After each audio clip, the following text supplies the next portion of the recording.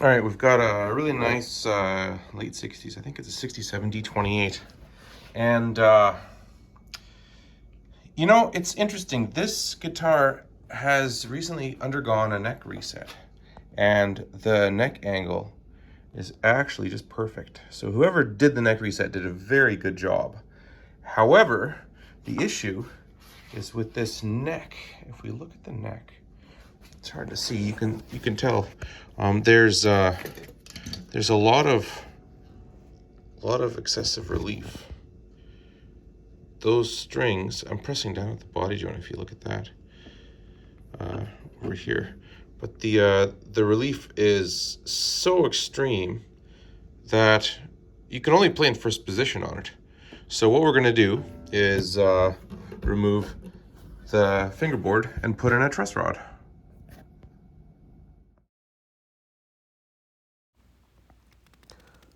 I believe it was around 1967 when Martin started using these square tube truss rods.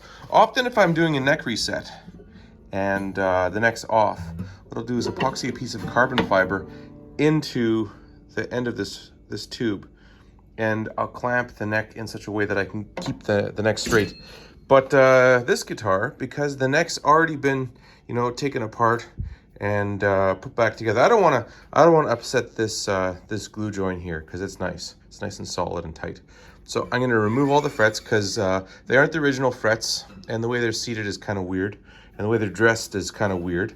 And so I'm going to pull all the frets, remove the fingerboard, then we're going to remove the tube truss rod, this guy here, and we're going to put in a dual action truss rod, and it is going to sit in the guitar like so, underneath, but centered in such a way that you can use one of those Lerve style truss rod adjustment tools, or just an Allen key and slack off the strings and stick your hand inside the sound hole. But it's going to do a good job. I've done it to many guitars, and I figured I'd just do a little videotape of this.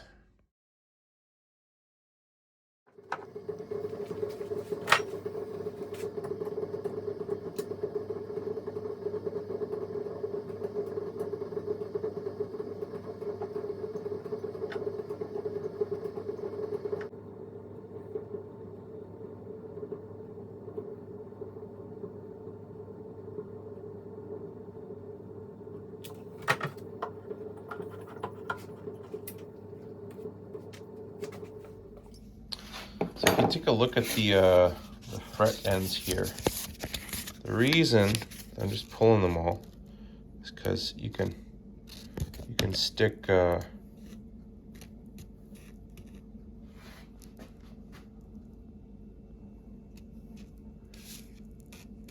this corner of the sandpaper, which is actually fairly thick.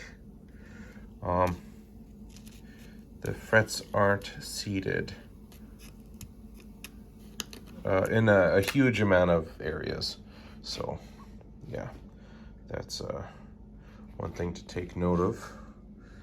I think we can get the frets looking a little bit more original if we get a second chance at it. There's not really very much tear out so far. It looks like there's, whoever put the frets in, I think, I'm not totally impressed with the job, but if you take a look, like, the barbs have pulled up the typical amount of little wood particulates, but there's not really any repaired tear outs. So whoever removed the frets last time at least did a nice job of that, so that's good.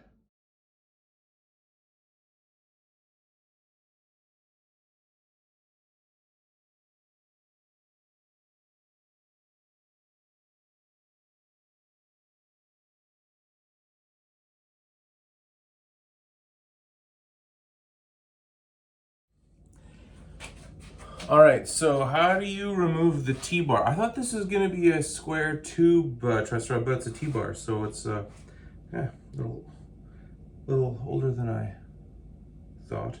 Early 67s are a T-bar, late are square. So how do we remove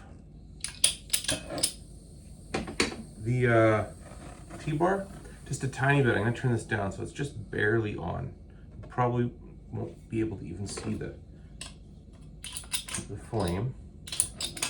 That's the whole point, just to get enough of a flame that it just barely heats up the bar. It's gonna barely go, but we're trying to get this bar hot, and we're not gonna have it hot enough that the wood starts to burn. Like, I will not set this Martin on fire.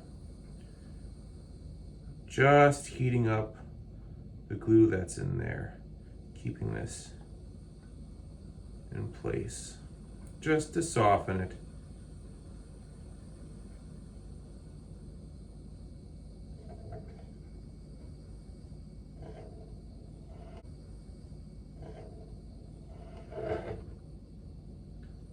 Okay, so now I'm gonna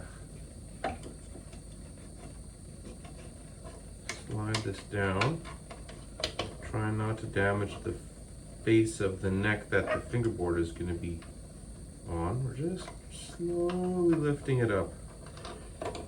There we go. And I don't think we'll need any more heat. And then we're going to let it cool down and dry. Yeah, see, it's not so hot that I can't touch it. It is warm though. There we go. Now we have the Martin style T-bar. So there's your tube, Martin tube, and the Martin T-bar. Both, you know, leave a little to be desired. And once we put the dual action truss rod in, this thing is gonna be adjustable. But don't tell anybody, it's gonna be a little secret, because this is one of those things that the purists think, oh, you don't wanna do that, you're gonna wreck the guitar. Well, no, this beautiful Case Queen wall hanger is gonna be able to be played now. And some people will say, well, yeah, well, you can do a heat press, but if you do a heat press, it only lasts a couple weeks, then and the customer has to bring it back and get it heat pressed again. It's one of those sort of quick fixes that aren't really the best method. This is a little bit like putting an LS motor in an old Chev. It's gonna become more and more common, because resto-mod is kind of cool. It's like an old car that you can drive and enjoy. This is like an old guitar that you can play and enjoy. Nothing like having an old guitar that's pretty and doesn't work.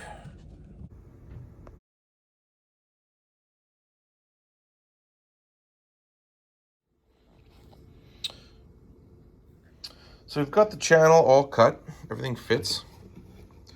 Just have to clean up the bottom. It's about maybe 15 thousandths of an inch high over here.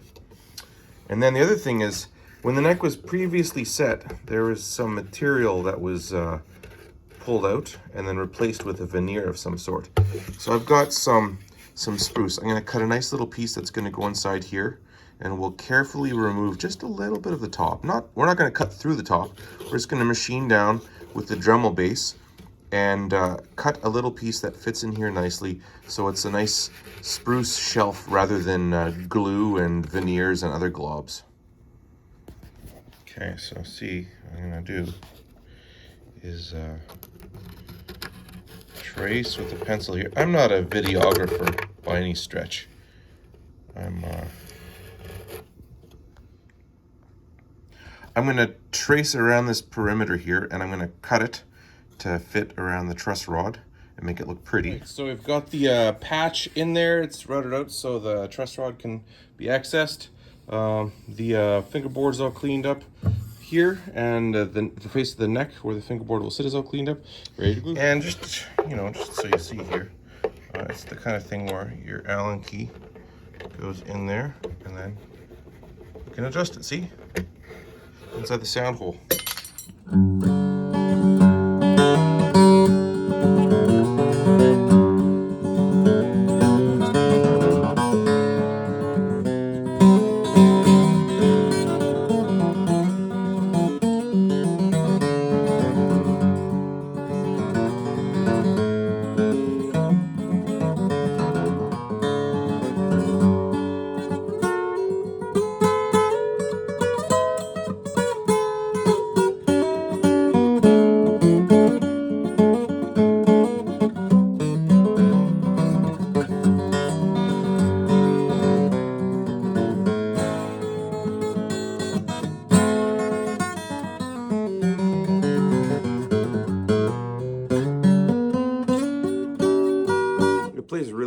up the neck like.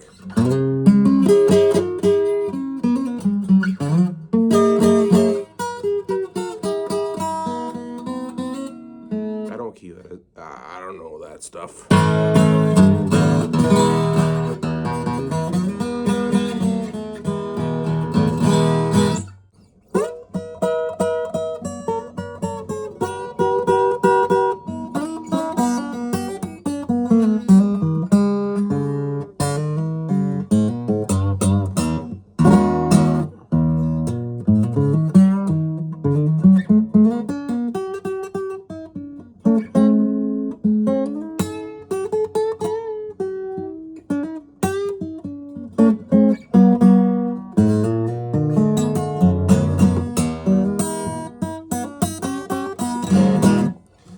The neat thing is it's got low action now.